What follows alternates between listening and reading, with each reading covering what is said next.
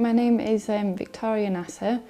I was born in 1985 in Redcar, which is just near Middlesbrough. I was brought up in a normal working class background. My mum was a midwife, my dad was a heating engineer, and they weren't particularly religious. Although they brought us up with quite strong morals, you know, to be hardworking, honest, good manners, I suppose just normal things like that. I had, I suppose, a fairly normal childhood.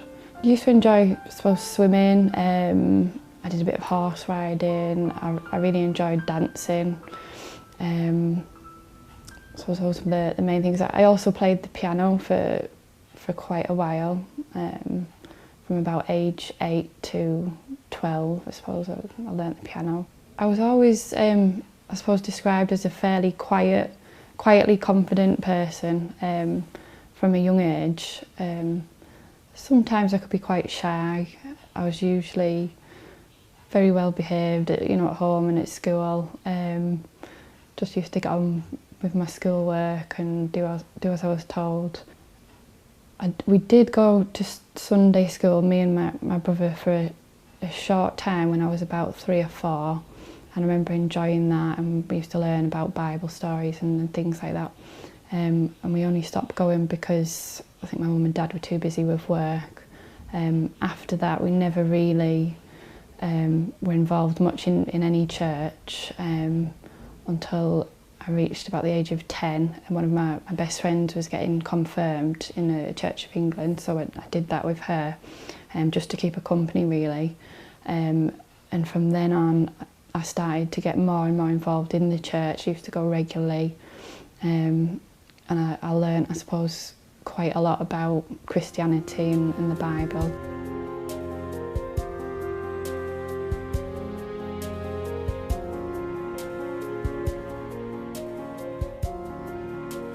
I'd gone to church, I suppose, regularly from about age 10 till about 15, 16. I would say, I believed in God, I believed in the devil, I believed in heaven, hell. Although none of the Holy Trinity concept made sense, because it was like you have God and you have the Son of God, Jesus, so what was this third thing? Was it the ghost of Jesus after he died and been resurrected? So I remember being confused, who do I pray to? You know, do I pray to Jesus or to God or this spirit? So, you know, it's hard to follow your life with something that didn't completely make sense, and that's when I started to question Christianity and, you know, my religion, I suppose.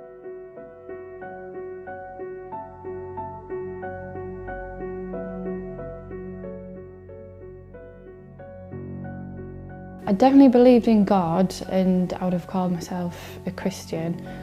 So I suppose I just thought by going to church it was like a connection with God.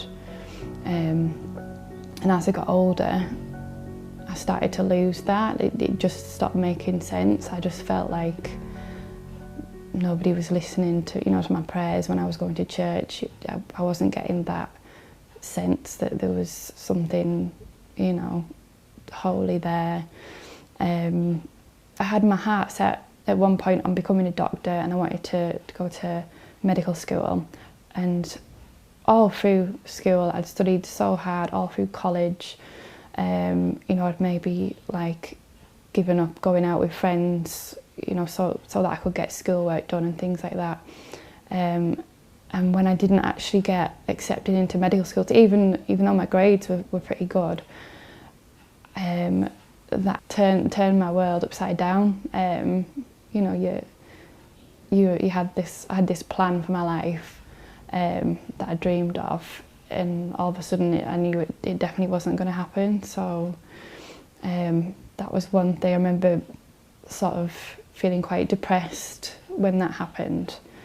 I was at university, supposed to be having the best time of my life, going out, drinking, clubbing, but at the end of it all, there was just that empty feeling of life at the end of the day. Like, why are we here? I would say I'd pretty much become an atheist. I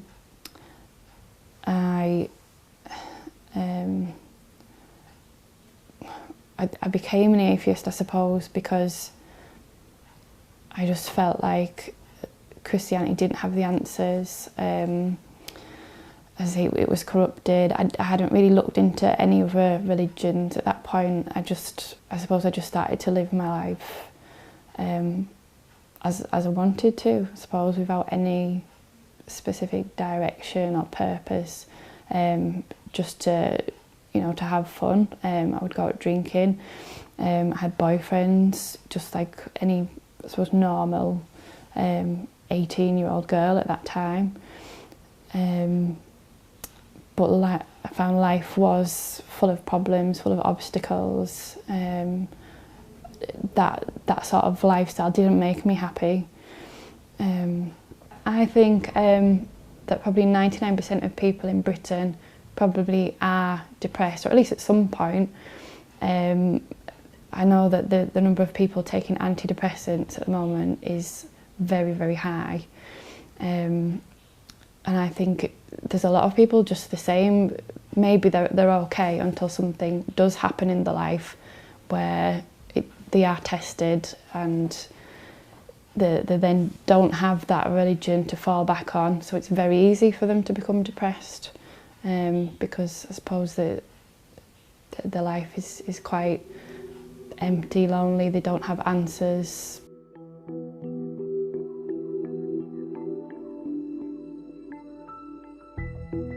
Before I went to college, I would say I never really knew any Muslim people, and I had some quite ignorant views of what Islam was. For example, if I saw a woman with a hijab on, I used to feel sorry for her. I used to think, oh, what a poor girl or woman. Her family must have made her wear that. Basically, I thought that they were oppressed. Other than that, I never had really thought much about what Muslim people really believed in. I knew they were associated with terrorism and 9/11 and things like that.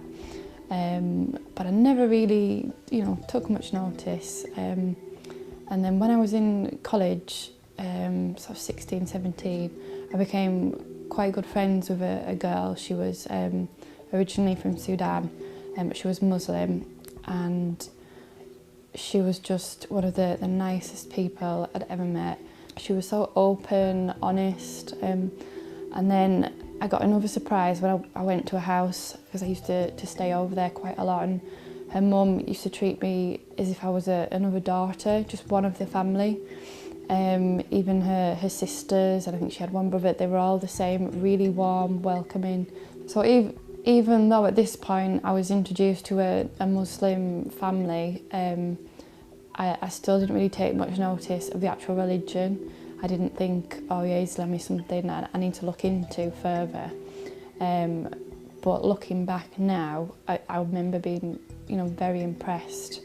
And I suppose at the time I maybe thought this was just a one-off, this was just her and her family. But actually I now realise it had a lot to do with the fact that they were Muslims, and that was the way they treated people, not just, me. This is how it teaches you to welcome people into your house, to be good hosts, to be polite, just, good manners. After I'd met this friend, I was just, I suppose, more comfortable with what a Muslim was.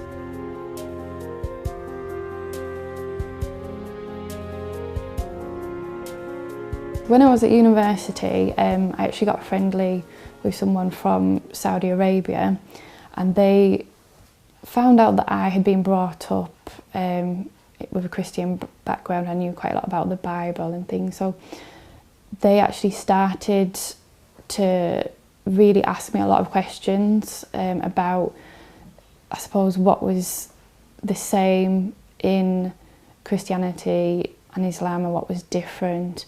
So through those conversations, I started to learn a lot about Islam without really realising it at first. And I don't think he ever actually intended to sort of preach to me and, you know, make me revert. And even just simple things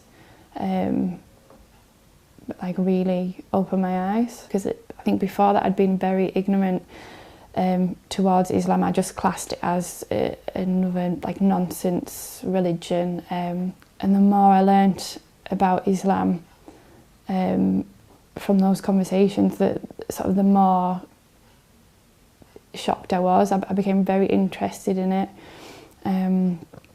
I started to watch documentaries, films. I read books. I actually read books about the corruption of Christianity as well as Islamic texts. And then I was given the Quran and I started to read that, and I was just amazed by the Quran.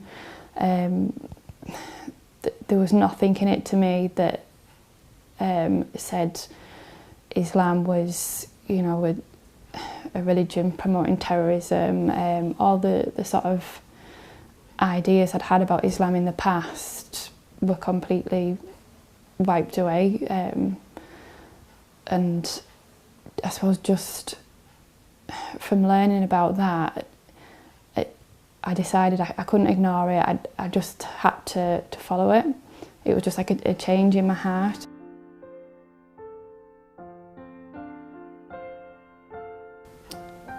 When I started to learn about Islam, I realised then that everything was for a reason, everything had answers.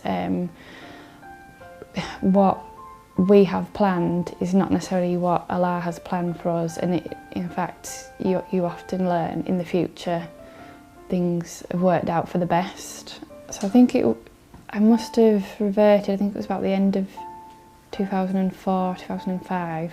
I remember I was actually watching a documentary and it was about an English woman actually who had reverted herself, and she talked about how before that her life was, I suppose, like a lot of other English girls.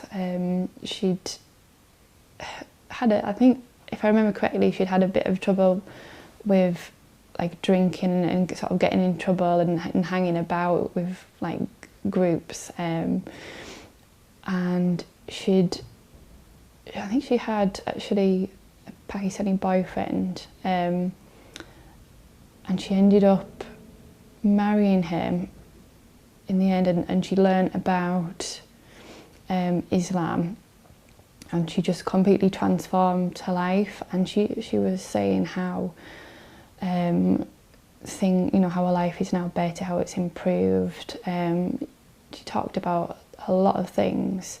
So I suppose from that I thought, well, if this woman has become a Muslim, and I suppose what she was describing was kind of similar to me, and her life has become better in that way, I suppose something inside me just thought, I want to be Muslim. I really have to do this, and that's when I started to tell like friends and a few people around me.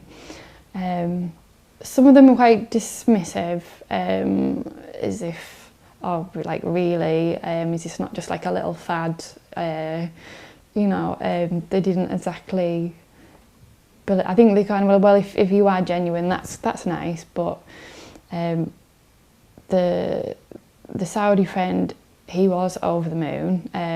I think he was shocked, but yeah, he was over the moon. He encouraged me. But then another friend actually put me off and said, oh, you couldn't do that. You wouldn't be able to pray 5 times a day.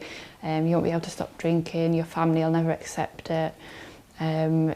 he wasn't practicing, and he was like, if I can't do it, you certainly can't do it, sort of thing. It just kind of made me feel like, well, if he can react like that, how many other people are going to react like that? Because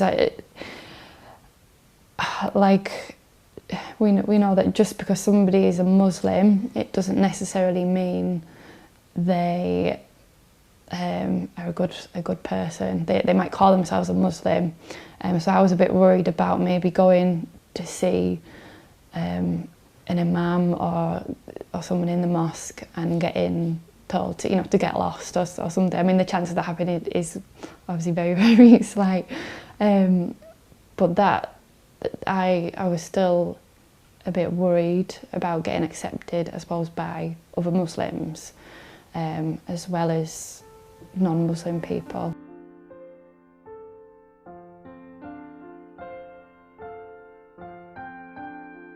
When I first became a Muslim, I didn't put the hijab on, so to be honest, people, they can't really tell, unless it actually comes up in conversation, like maybe someone would say, well, would you like to go out for a drink? And I would say, actually, no, I'm a Muslim now, sorry, I don't go out drinking anymore, I can go for a coffee with you, or pizza or the cinema or something like that.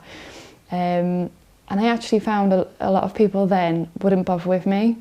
It's kind of like, oh, well, if you're not going to come out and get drunk with us, then we don't really want to meet up with you anyway. So that was a bit hard to deal with. So a lot of friends I'd had in the past all of a sudden were not interested in me anymore.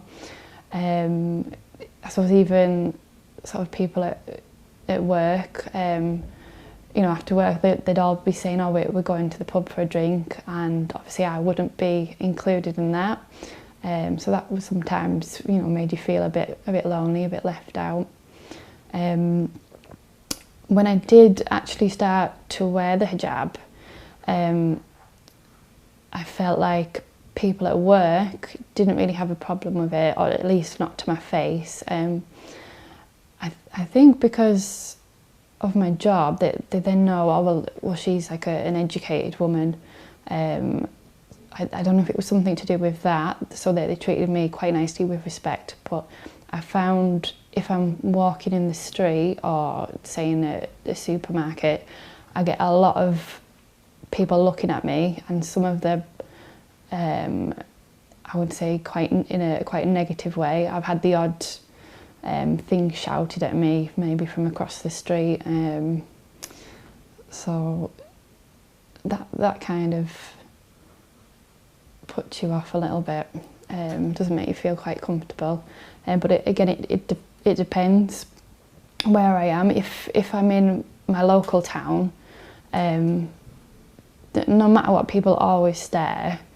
I would say most people are a bit pleasant. I'd say there's the odd one or two that will shout things, but if I go sort of 20 minutes away into Middlesbrough, which does have quite a large Muslim population, it's completely different. If I walk down the street, nobody even blinks an eye if I've got my hijab on, which is lovely. You just fit in, so that's quite nice.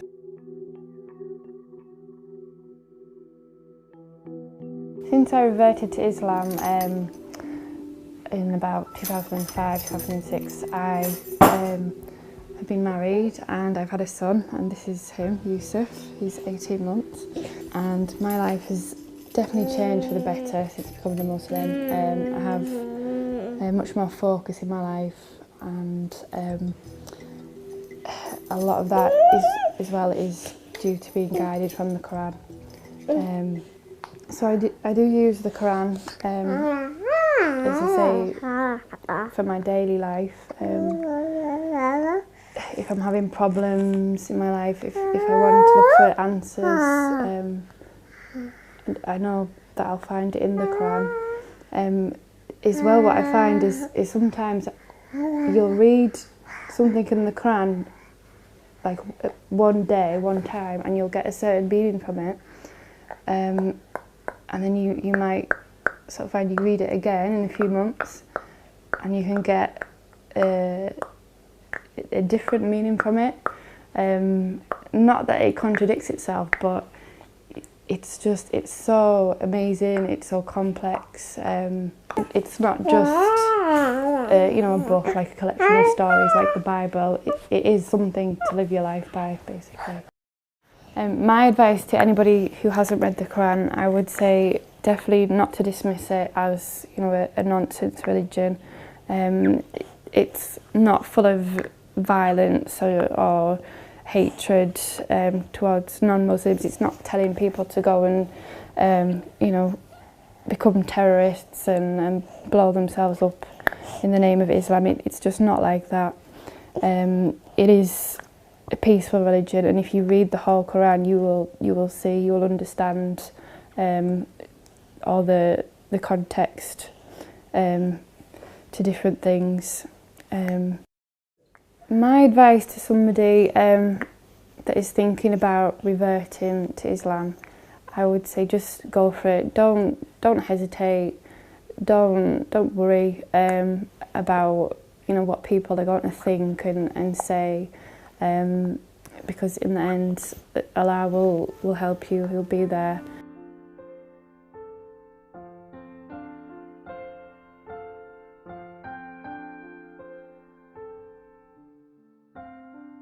Islam to me is it's like a way of life. I feel like it's something you can't ignore. Once you've learnt about Islam, you can't just go back to the normal way of living because it just doesn't make sense anymore. So there's so many things that I get from being a Muslim. I get like a sense of peace in my life, comfort. Any sort of questions that you have about your life, you can open the Quran and you will find answers. It just takes away all that sort of doubt about why we're here, how we should live our lives. So Islam is really the answer to all the questions that I have in my life.